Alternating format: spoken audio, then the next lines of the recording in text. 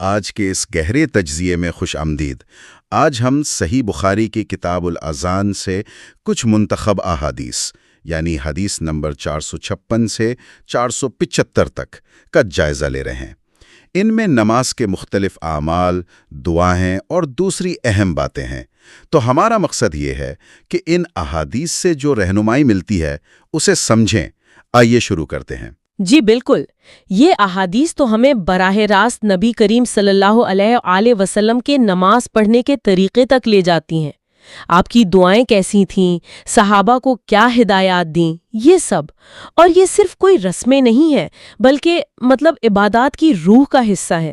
ان کو سمجھنے سے نماز کی اصل اہمیت واضح ہوتی ہے۔ اچھا، تو سب سے پہلے دیکھتے ہیں کہ رکوع کے بعد کیا کرنا ہے۔ حدیث 457 ہے ابو ہریرہ رضی اللہ عنہ سے۔ وہ کہتے ہیں کہ جب امام سمع اللہ لمن حمدہ کہے تو پیچھے جو لوگ نماز پڑھ رہے ہیں وہ ربنا لک الحمد کہیں۔ اور اس کی فضیلت بڑی زبردست بات ہے کہ اگر یہ کہنا فرشتوں کے کہنے سے مل جائے تو پچھلے گناہ معاف۔ یعنی تعلق کا بھی پہلو ہے، یعنی نماز میں توجہ کتنی ضروری ہے۔ اور اسی سے جڑی ایک اور دلچسپ روایت ہے۔ کون سی؟ وہ جس میں کچھ اضافی الفاظ کہے گئے تھے، حدیث 460 رفاع بن رافع زرقی والی؟ بالکل وہی۔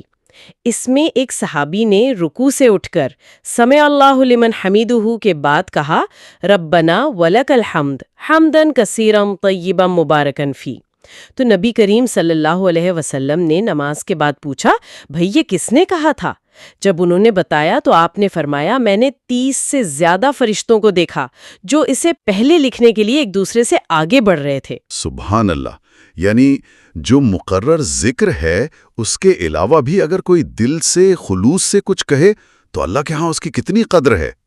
یہ صرف الفاظ نہیں، یہ تو جذبات کی قبولیت ہے۔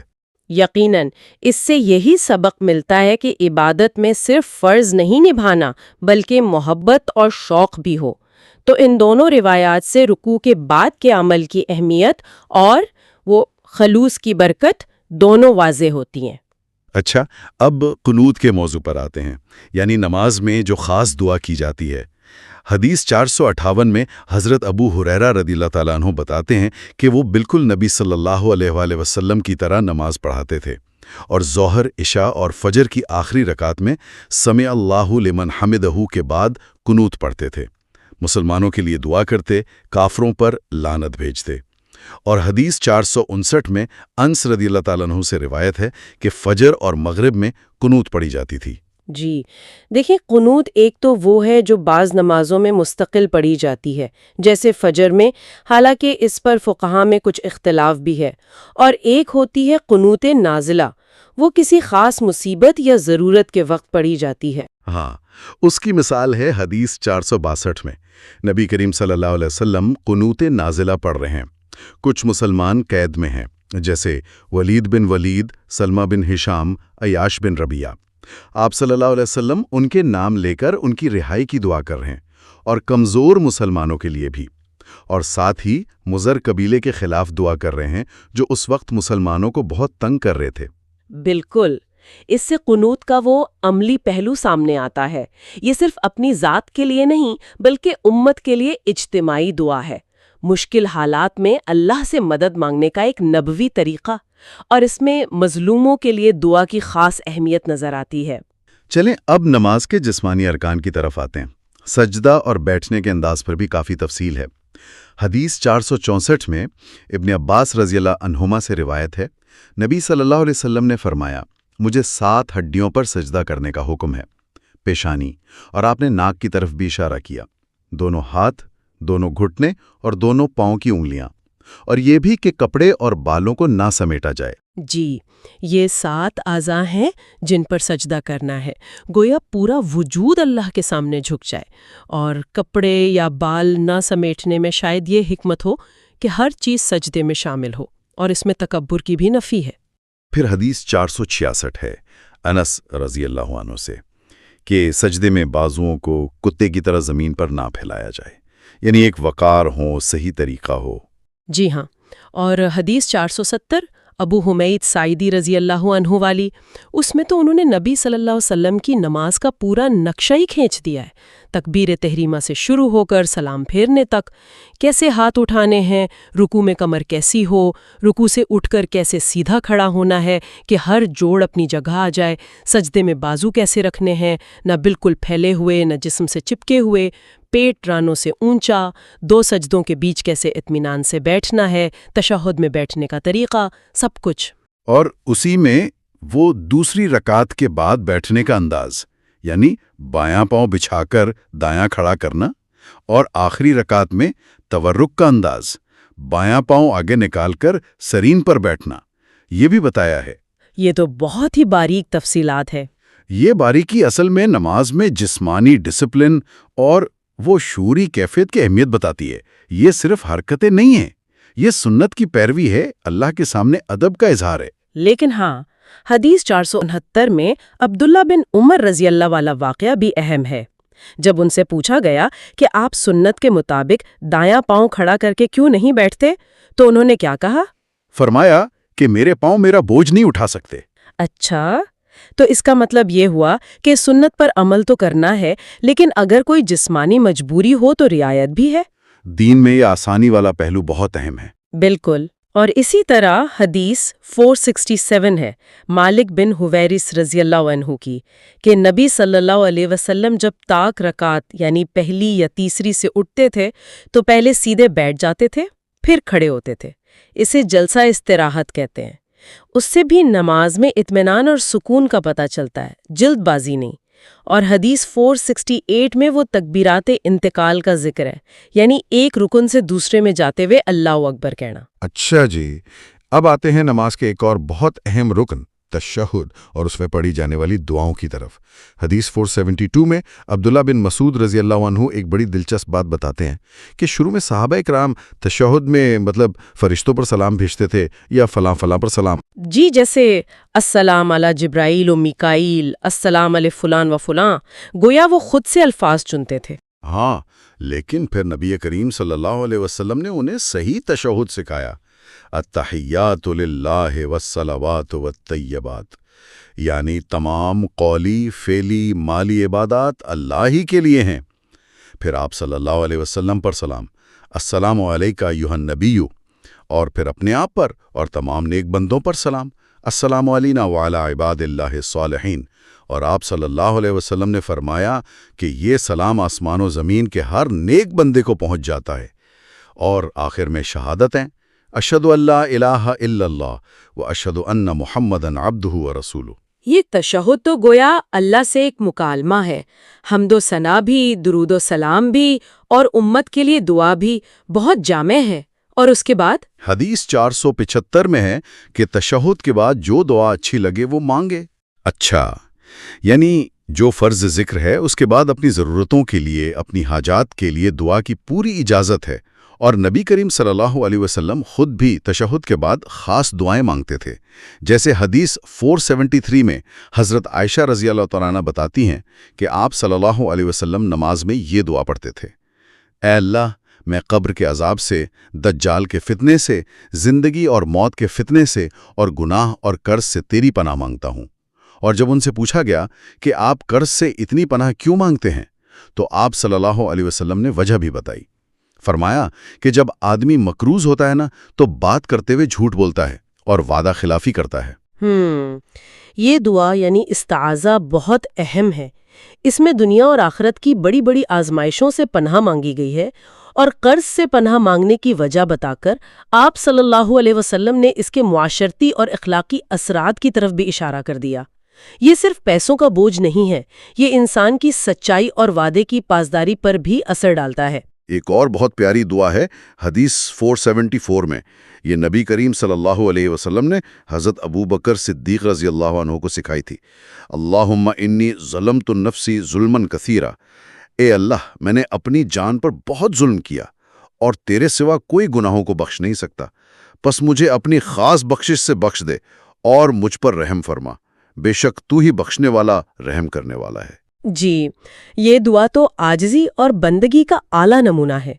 اپنے آپ کو ظالم کہہ کے اللہ کی بارگاہ میں جانا اور صرف اسی سے مغفرت مانگنا، اس سے اندازہ ہوتا ہے کہ نماز میں اللہ سے تعلق کتنا ذاتی اور گہرا ہو سکتا ہے۔ اچھا، ایک سوال، اگر نماز میں کوئی بھول چوک ہو جائے، کوئی غلطی ہو جائے تو جی حدیث 471 میں عبداللہ بن بحینہ رضی اللہ عنہ ایک واقعہ بتاتے ہیں کہ نبی صلی اللہ علیہ وسلم ظہر کی نماز پڑھا رہے تھے اور دوسری رکعت کے بعد بیٹھنے کے بجائے سیدھے کھڑے ہو گئے، بھول گئے۔ صحابہ بھی ساتھ کھڑے ہو گئے۔ پھر جب نماز تقریباً مکمل ہو گئی تو سلام پھیرنے سے پہلے آپ صلی اللہ علیہ وسلم بیٹھے بیٹھے ہی 2 سجدے کیے، سجدہ سہو، اور پھر سلام پھیرا۔ جی، یہ ہے سجدہ سہو، یعنی بھول کی اصلاح کے لیے سجدہ۔ اس سے پتہ چلتا ہے کہ انسان سے غلطی ہو سکتی ہے نماز میں، لیکن دین نے اس کا حل بھی بتا دیا ہے۔ یہ نہیں کہ بس نماز ٹوٹ گئی، بلکہ اصلاح کا طریقہ موجود ہے۔ یہ شریعت کی آسانی ہے۔ اب ایک بہت ہی اہم حدیث ہے، حدیث 463۔ یہ ذرا طویل ہے اور ہمیں نماز کے ظاہری اعمال سے آگے لے جاتی ہے، آخرت، اللہ کا دیدار، ان جیسے اہم عقائد کی طرف۔ حضرت ابو ہریرہ رضی اللہ عنہ روایت کرتے ہیں کہ صحابہ نے پوچھا، یا رسول اللہ، کیا ہم قیامت کے دن اپنے رب کو دیکھیں گے؟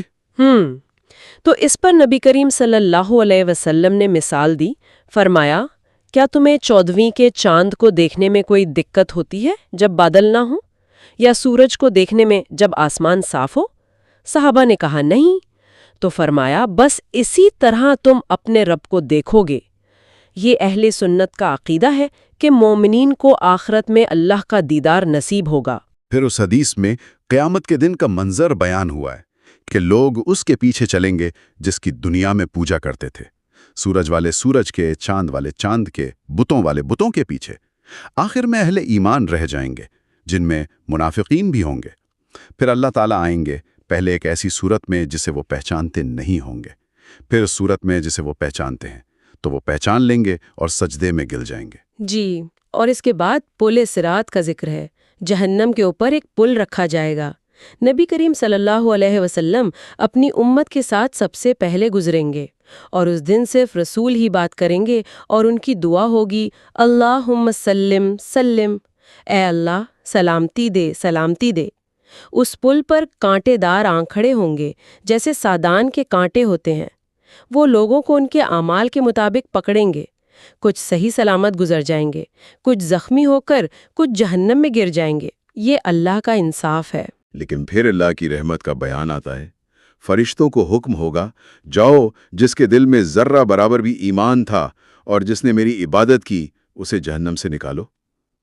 فرشتے انہیں پہچانیں گے، کیسے؟ سجدوں کے نشان سے، کیونکہ اللہ نے آگ پر حرام کر دیا ہے کہ وہ سجدے کے نشان کو جلائے۔ وہ جلے ہوئے نکلیں گے، ان پر آب حیات ڈالا جائے گا، تو وہ ایسے ہوگیں گے جیسے سیلاب کے لائے ہوئے کوڑے میں دانہ اگتا ہے۔ سبحان اللہ، یہ شفاعت کا اور اللہ کی رحمت کا بیان ہے۔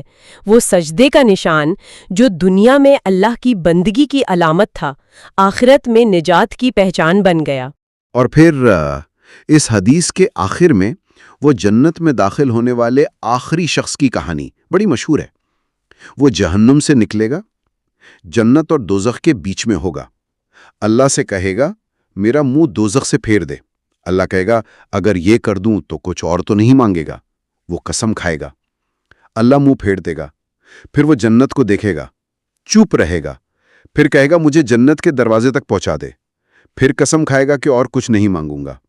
اللہ وہاں پہنچا دے گا، جنت کی نعمتیں دیکھے گا، پھر کہے گا، مجھے اندر داخل کر دے۔ اللہ کہے گا، اے آدم کے بیٹے، تو کتنا وعدہ خلاف ہے۔ وہ کہے گا، اے رب، مجھے اپنی مخلوق میں سب سے بدنصیب نہ بنا۔ تو اللہ تعالیٰ اس کی باتوں پر ہنس دے گا اور اسے جنت میں داخلے کی اجازت دے دے گا۔ پھر فرمائے گا، مانگ، کیا مانگتا ہے؟ وہ مانگتا رہے گا یہاں تک کہ خواہشیں ختم ہو جائیں گی۔ تو اللہ خود یاد دلائے گا کہ فلاں چیز مانگ، فلاں چیز مانگ، اور پھر فرمائے گا، یہ سب تیرے لیے ہے اور اس کے برابر اور۔ یا ابو سعید خدری رضی اللہ تعالیٰ عنہ کی روایت میں ہے کہ اس سے 10 گنا زیادہ۔ اللہ اکبر! یہ اللہ کی رحمت کی وسعت ہے، اس کی عطا کی کوئی حد نہیں۔ وہ شخص جو بالکل کنارے پر تھا، اسے بھی اللہ اپنی رحمت سے کتنا نوازتا ہے۔ تو اس ایک حدیث میں عقیدے کے کتنے اہم پہلو آ گئے: دیدار الہی، پل صراط، شفاعت، عدل، اور سب سے بڑھ کر اللہ کی بے پایاں رحمت۔ روایت میں جو معمولی فرق ہے 10 گنا والا، یہ حدیث کی ترسیل میں ہوتا ہے، اصل پیغام پر فرق نہیں پڑتا۔ جی ہاں، تو آج ہم نے جن احادیث کا جائزہ لیا ان میں نماز کے ارکان جیسے رکوع، سجدہ، بیٹھنا، ان کے درستگی، ان کے اذکار شامل تھے، قنوت کی اہمیت اور اس کے مواقع، تشہد اور اس کے بعد کی مسنون اور اختیاری دعائیں، نماز میں بھول چوک ہو جائے تو سجدہ سہو کا طریقہ، اور آخر میں قیامت، پل صراط، دیدار الہی اور اللہ کی رحمت جیسے گہرے ایمانی موضوعات پر بات ہوئی۔ یہ سب ہمیں نبی کریم صلی اللہ علیہ وسلم کے عمل اور تعلیمات کی ایک جھلک دکھاتا ہے۔ بالکل، اور یہاں ایک آخری نقطہ شاید یہ ہے کہ ان تمام احادیث میں نماز کی ظاہری شکل یعنی جسمانی حرکات، الفاظ کی ادائیگی اور اس کی باطنی کیفیت یعنی اللہ سے تعلق، آخرت کی یاد، خلوص، عاجزی، دونوں پر زور ہے۔ یہ صرف جسم کی ورزش نہیں، نہ ہی صرف دل کا معاملہ ہے، دونوں کا امتزاج ہے۔ تو پھر سوچنے کی بات یہ ہے کہ آج کل کی زندگی میں جہاں اتنی بھاگ دوڑ ہے، دھیان بھٹانے والی چیزیں ہیں، ہم اپنی نمازوں میں اس توازن کو کیسے قائم رکھ سکتے ہیں؟ مطلب ظاہری طور پر بھی سنت کے مطابق ہو اور اندر سے دل بھی حاضر ہو۔ جی، یہی سوال ہے جو ان روایتوں کو پڑھ کر ذہن میں ابھرتا ہے۔ یہ ہمیں دعوت دیتا ہے کہ اپنی نمازوں کو دیکھیں، پرکھیں، انہیں صرف ایک فرض کی طرح ادا نہ کریں، بلکہ کوشش کریں کہ وہ نبی کریم صلی اللہ علیہ وسلم کی سنت کے مطابق ہوں، سمجھ کر ادا کی جائیں، محبت اور شعور کے ساتھ، تاکہ وہ واقعی ہماری زندگیوں میں وہ تبدیلی لا سکیں جس کے لیے وہ فرض کی گئی ہیں۔ یہ ایک مسلسل کوشش ہے۔